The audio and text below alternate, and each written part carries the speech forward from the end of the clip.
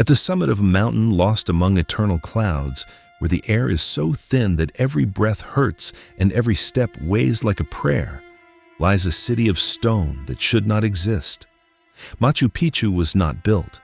It was dreamed in granite, 100-ton blocks fitted with a precision that defies all known logic, walls that have withstood earthquakes capable of toppling modern buildings, stairs carved into living rock that ascend toward the sun as if they were solidified prayers. When modern archaeologists examine these structures, they find joints so perfect that not even a razor blade fits between them. No mortar, no cement, only stone kissing stone with an intimacy that seems impossible. And the question that no one can fully answer is the simplest and most disturbing: how? But to understand the mystery of the stones, we must first understand the mystery of those who moved them. The Incas were not born as an empire. They emerged as a small, almost insignificant tribe in the Cusco Valley, surrounded by more powerful, more numerous, more established enemies. It was the 13th century of our era, and in the heart of the Andes, where the mountains touch the sky and oxygen is scarce, dozens of peoples waged war for fertile valleys, for water, for the simple right to exist. The Incas were just one among many. Their name did not even mean empire. It meant people of the sun, and for generations, they were nothing more than that: a small people with great devotion. Legend says that Manco Capac and Mama Oclo emerged from the sacred waters of Lake Titicaca, sent by Inti, the sun itself, with a golden staff that was to sink into the earth where they would found their eternal city. They walked for days, weeks, months, testing the land in each valley until, in the place we now call Cusco, the staff sank as if the earth itself claimed it. There, they built their first temple. There, everything began. But legends are maps, not history. The truth is less poetic and more fascinating. The Incas survived where others perished because they developed something no other Andean civilization had perfected: the ability to transform enemies into family. They did not conquer territories. They conquered loyalties. They absorbed entire cultures, took their gods, honored their traditions, incorporated their wisdom. A people defeated by the Incas were not enslaved. They were adopted. Their leaders received education in Cusco. Their children married Inca nobles. Their gods found a place in the solar pantheon. This strategy kept them small for generations, but it also made them incredibly cohesive. When they finally began to expand, they did so with a speed that seemed supernatural. Everything changed with a man whose name means "he who transforms the earth." Pachacutec Inca Yupanqui.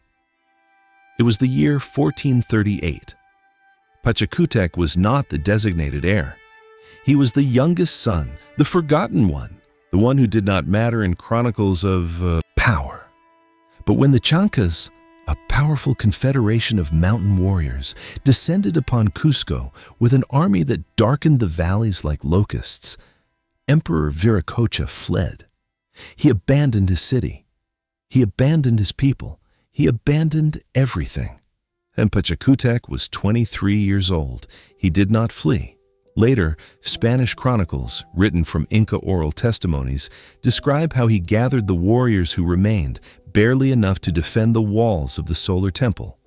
How he spoke of Inti, of the sacred promise of dying with honor or living as conquerors.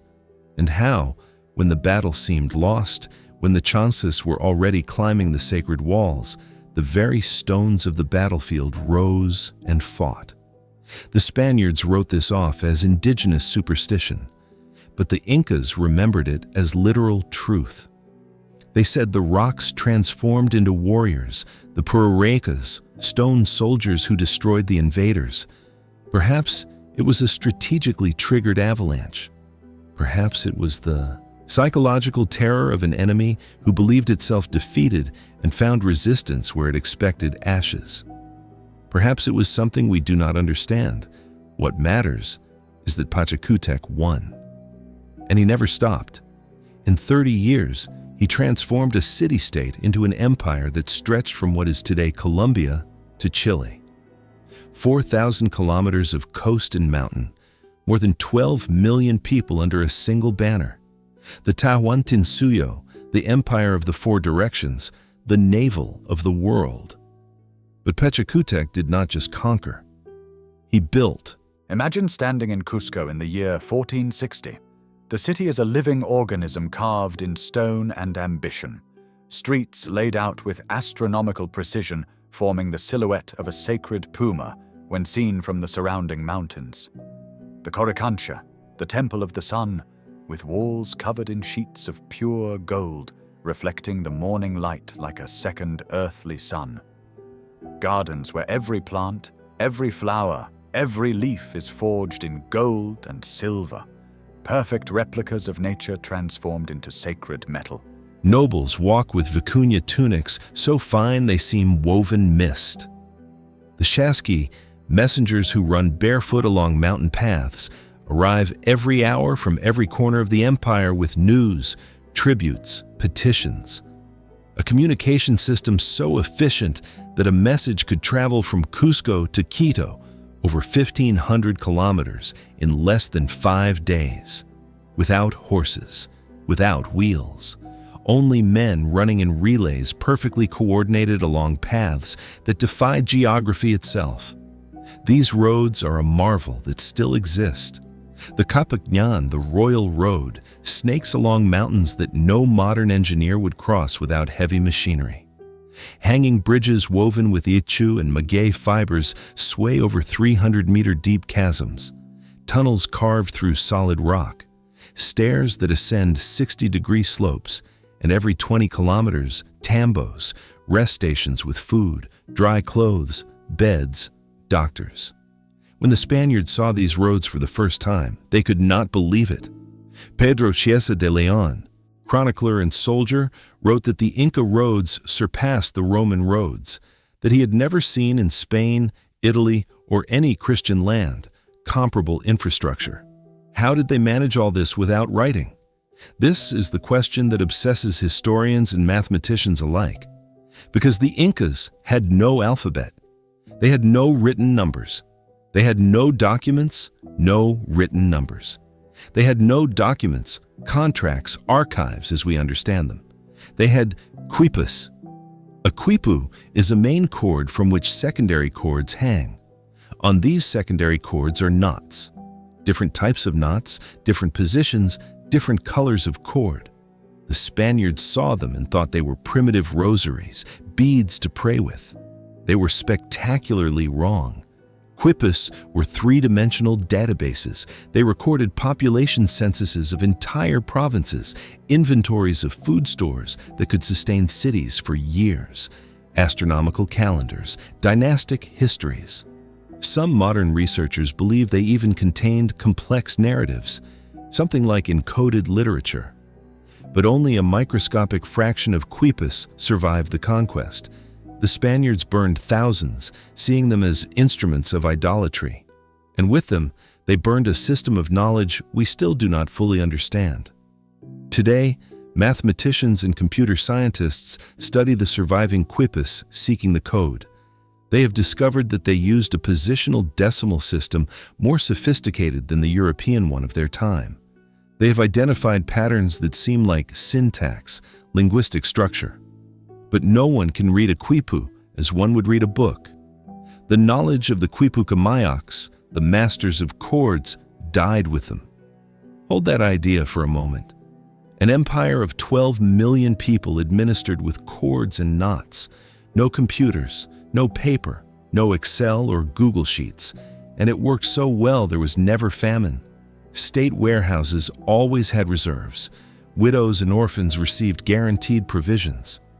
The elderly did not work but ate. A social welfare system woven in fiber. What did they know that we have forgotten? But the real mystery is not in the chords. It is in the stones. Let us return to Machu Picchu. The city was built around the year 1450, probably by order of Pachacutec, although its exact purpose is still debated. Royal retreat, astronomical observatory, religious sanctuary, perhaps all that and more. But what is not in debate is its technical impossibility. There are blocks in Machu Picchu that weigh more than 50 tons. Some exceed 100. They were cut from quarries located kilometers away at the bottom of the valley, then transported up the mountain along paths without wheels, without metal pulleys, without beasts of burden capable of supporting that weight, and finally placed with a precision that defies the known physics of their time. The Incas did not use mortar. They did not need to. The stones fit with such accuracy that creating modern replicas requires laser-cutting machinery and digital measurements. Even with contemporary technology, engineers cannot fully replicate the technique. The joints are not straight. They are sinuous, undulating, each stone with a unique shape that fits its neighbors like a three-dimensional puzzle designed by a mind thinking of geometries we have only begun to model in computers. And the most disturbing thing, these structures are earthquake-resistant. Peru is one of the most seismically active areas on the planet. Earthquakes that have destroyed entire Spanish colonial cities have not moved Inca walls 1 millimeter. The stones are cut with a slight internal angle that makes them dance during an earthquake, moving independently but without separating, then settling back in their exact position.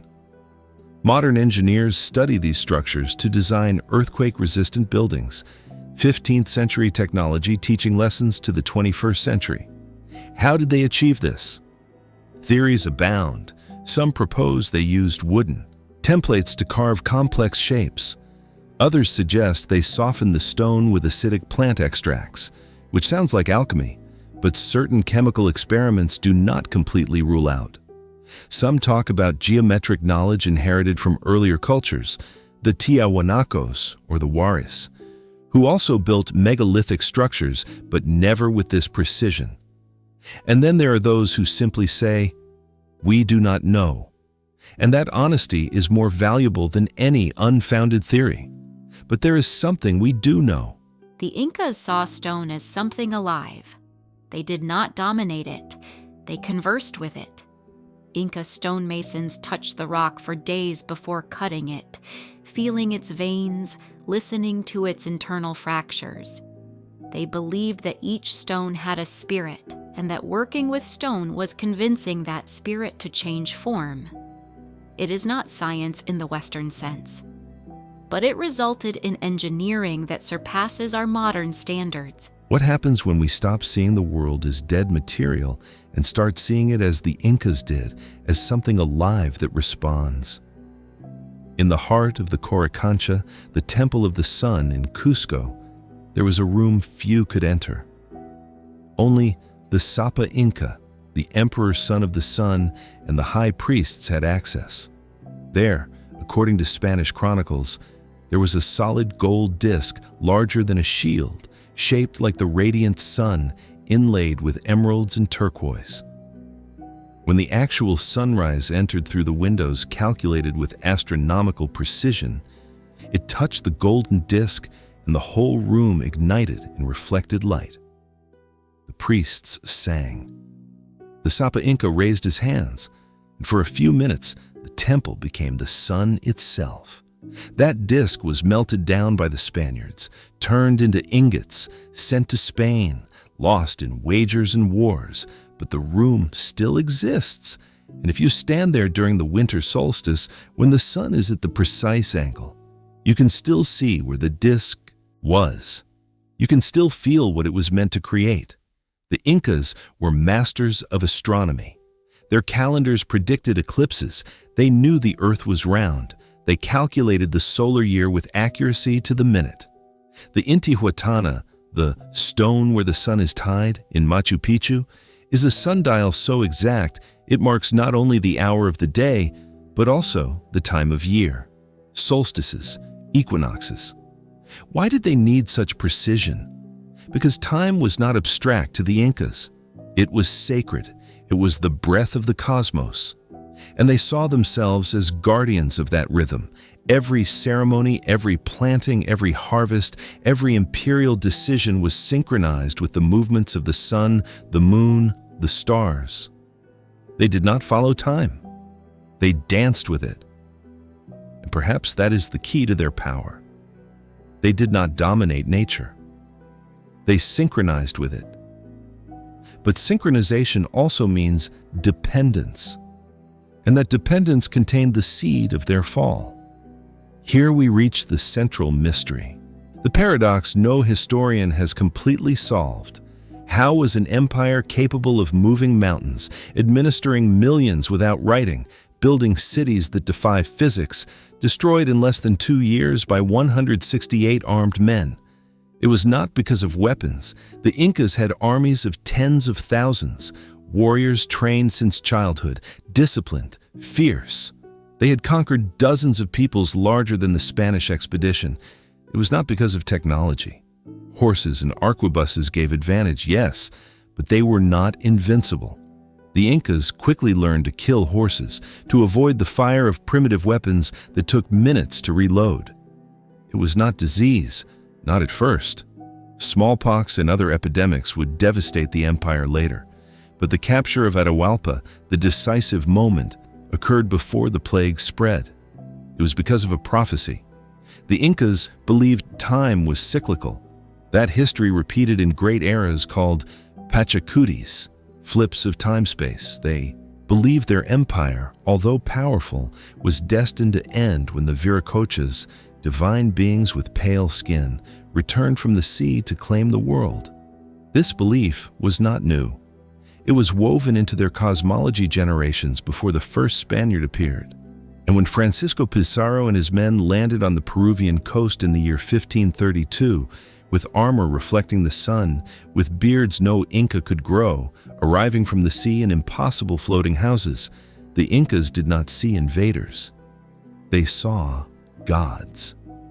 Atahualpa Inca, newly crowned emperor after a brutal civil war against his brother Huascar, received news of these foreigners. His spies told him they were few, that they brought strange animals but were not invincible, that they asked for an audience. Atahualpa had an army of 80,000 warriors camping near Cajamarca. He had defeated his brother in battles that stained rivers red. He was a brilliant strategist, a feared warrior, an emperor at the height of his power. And he decided to meet the Viracochas unarmed.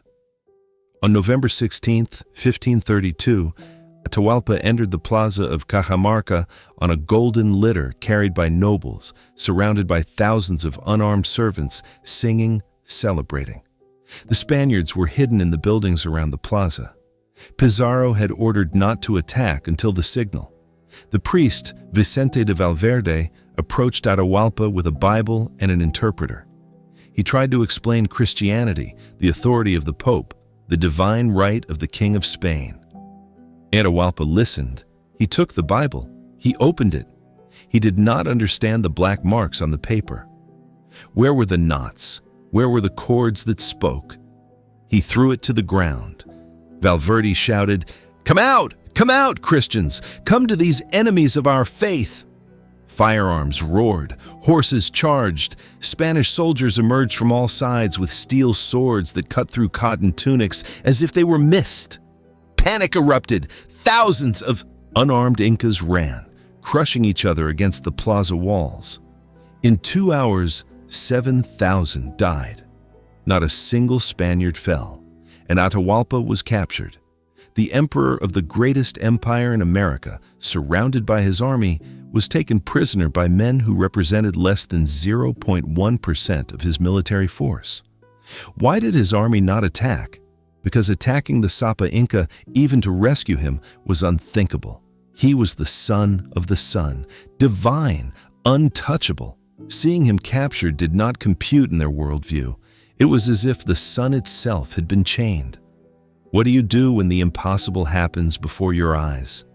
You freeze, and in that paralysis, an empire fractured.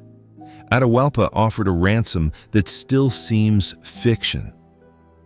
He pointed to the room where he was imprisoned, a space 6 meters long by 5 wide, and promised to fill it with gold up to his raised hand, and fill twice a similar room with silver. The Spaniards accepted. For months, caravans arrived from all corners of the empire. Jewels, statues, ceremonial discs, sacred vessels, all melted into ingots. The ransom was fulfilled.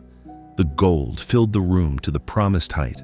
Pizarro accepted it, and then executed Atahualpa anyway. They accused him of idolatry, of murdering his brother Huascar, of conspiring against the Spaniards.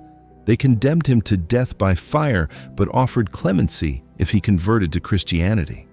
Atahualpa, terrified that his body would be burned and he could not reach the afterlife according to his beliefs, accepted baptism. He was strangled with a garrote vil on July 26, 1533. When the news reached Cusco, the empire did not know how to react. Some nobles allied with the Spaniards against other nobles.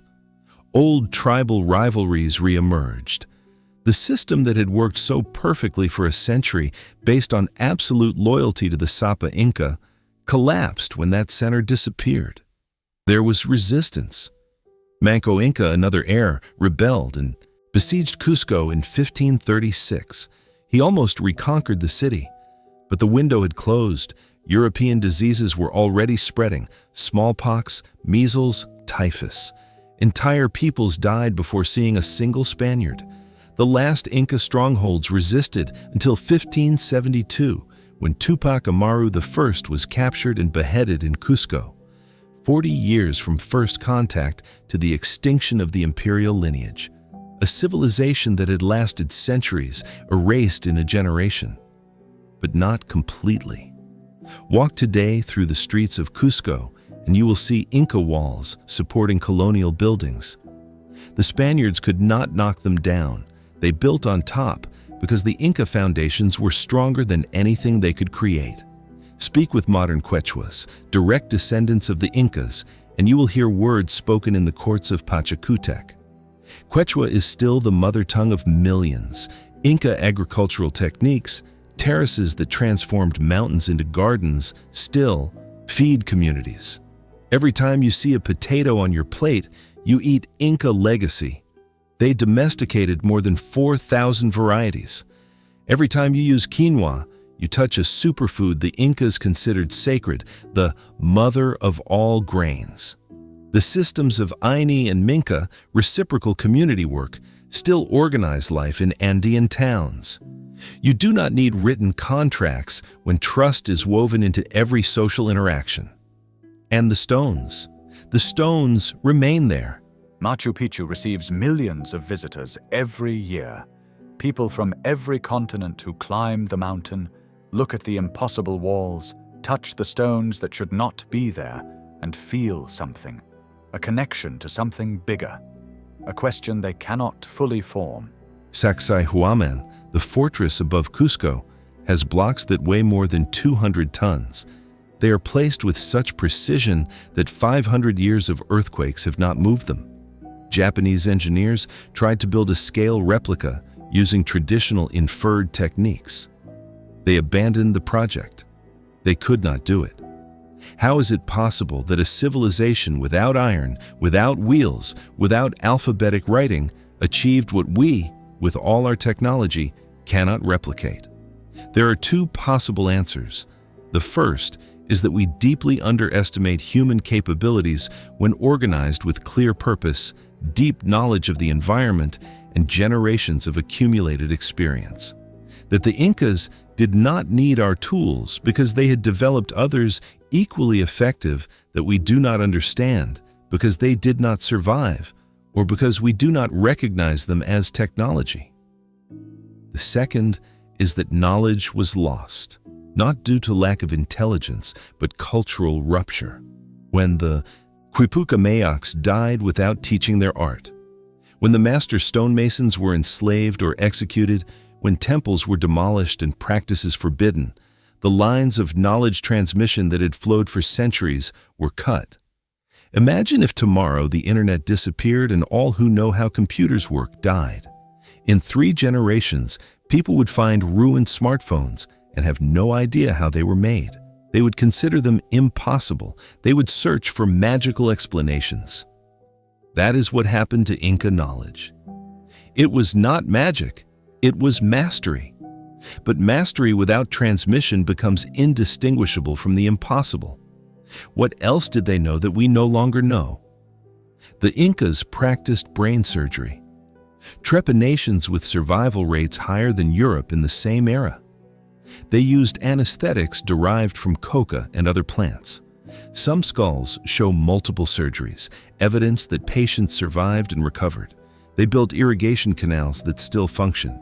Hydraulic systems that distribute water so efficiently that modern communities prefer them over PVC pipes. They developed food preservation techniques, chuño and charqui, which allowed storing potatoes and meat for years without refrigeration. And they had something perhaps their deepest legacy, the concept of Aini, reciprocity, balance. The idea that all you take, you must give back. That the community is stronger than the individual, but that the individual has value because they contribute to the community. In a modern world fractured by extreme individualism, where loneliness is an epidemic and distrust is common currency, Aini sounds almost revolutionary. What if we organized our societies not around competition but reciprocity? But the deepest mystery is not technological or social. It is spiritual. The Incas were defeated by a belief. The prophecy of the Viracochas paralyzed them when they most needed to act. And that raises an uncomfortable question for any civilization, including ours. What beliefs are paralyzing us now? What prophecies, what narratives, what cultural assumptions do we accept as absolute truth that could be our fatal weakness? The Incas believed their empire was eternal because it reflected the cosmic order. And that belief made them vulnerable when something appeared that did not fit in that order. We believe in perpetual progress. The technology will solve all problems. That infinite economic growth is possible on a finite planet. Are those beliefs stronger than the Incas? Or are we equally blind to our own contradictions? There is a ceremony still practiced in Quechua communities, the Inti Raymi, the Festival of the Sun. Every winter solstice in Cusco, thousands gather to recreate the empire's most sacred celebration. Actors dressed as Inca nobles, priests speaking pure Quechua, rituals that reconstruct memories of something forbidden for centuries. It is tourism. It is performance. But it is also living memory. It is the insistence of a people who refuse to be completely erased. And when the sun touches the exact horizon, it did 500 years ago, when the mountains bathe in the golden light identical to what Pachacutec saw, something happens. For a moment, time folds. Past and present breathe together. Perhaps the Incas understood time better than we do. Not as a straight line, but as a spiral. Everything returns but transformed. Nothing dies completely. Everything is reborn in a new form. The stones of Machu Picchu remain, waiting. Each block is an unanswered question. Each perfect joint is a silent challenge to our technological arrogance. The quipus that survived are in museums behind glass, incomprehensible. But mathematicians from Harvard, MIT, universities in Peru and Bolivia study them with artificial intelligence algorithms, searching for patterns human eyes cannot see. Someday, perhaps soon, a quipu will speak. And when it does, it will rewrite what we believe we know about communication, about memory, about what it means to be civilized. The Incas had no writing, but they had something deeper. They had living memory, transmitted from generation to generation with ritual precision. They had a relationship with the landscape so intimate that mountains were people, rivers had gender, stones listened. We have infinite libraries and devices the size of a hand. But how much do we really remember? How much do we really know without consulting Google? Is it possible that we have gained information but lost knowledge? The last Inca fortress was Vilcabamba, hidden in jungles so dense that the Spaniards took decades to find it. There, Manco Inca and his successors kept the tradition alive, rejecting conversion, rejecting submission. When it finally fell, when Tupac Amaru I was executed, the Inca priests hid something. Quippus, sacred objects. Knowledge that could not be allowed to fall into the hands of invaders. Local legends speak of sealed caves, temples submerged under jungle growth, entire cities still undiscovered. Every decade, archaeologists find new sites. Only in the last 20 years have dozens of Inca complexes been mapped that did not appear in any Spanish chronicle. How much more is there, waiting? And the most disturbing, how much was deliberately hidden? The Incas knew their world was ending. The last Quipuca Mayocs, the last sun priests, the last who knew the full secrets of stone engineering, did they simply let their knowledge die, or did they preserve it in some way we have yet to discover? There is a quipu in the National Archaeology Museum of Lima that defies all classification. It does not record numbers. It does not follow known patterns.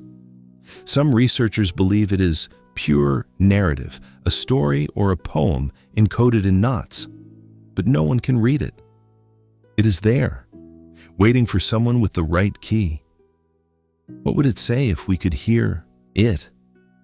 What stories would it tell? What secrets would it reveal? And what does it tell you that something so simple as chords and knots can hold mysteries that computers cannot decipher? When astronauts look at Earth from space, one of the few pre-modern human structures visible is the Inca road system. Thousands of kilometers of straight and curved lines crossing impossible geographies.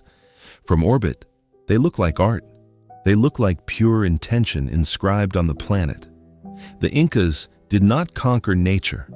They intertwined with it. Their cities do not dominate the landscape.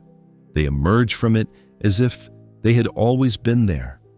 Machu Picchu does not look built on the mountain. It looks as if the mountain decided to become a city. That is wisdom we have forgotten in our age of concrete and steel. The idea that architecture can be conversation, not imposition.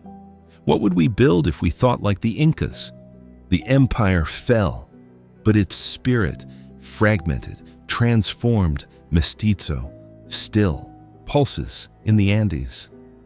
In the music played on reed flutes like those sounding in Cusco 500 years ago. In textiles using geometric patterns identical to those worn by Inca nobles. In the way entire communities still gather to build a bridge or repair a road without expecting payment, just because it is what is done, because it is any. When the 2020 pandemic paralyzed the world, Andean communities in Peru responded as they have for centuries. They closed roads, organized watch shifts, distributed food from community warehouses, without central government dictating orders, without police enforcing quarantines, self-managed, coordinated, effective, exactly as they would have under the Tawantinsuyo. The empire died, but the operating system survived. And that is what the conquerors never understood. You can execute an emperor. You can melt the gold from the temples. You can forbid the language and burn the quippus. But you cannot kill a way of seeing the world that is woven into every daily interaction, every planting ritual, every lullaby. The Incas were not conquered. They were interrupted, transformed, forced to hide in their own practices, disguising ancient rituals as Christian celebrations, but never completely erased.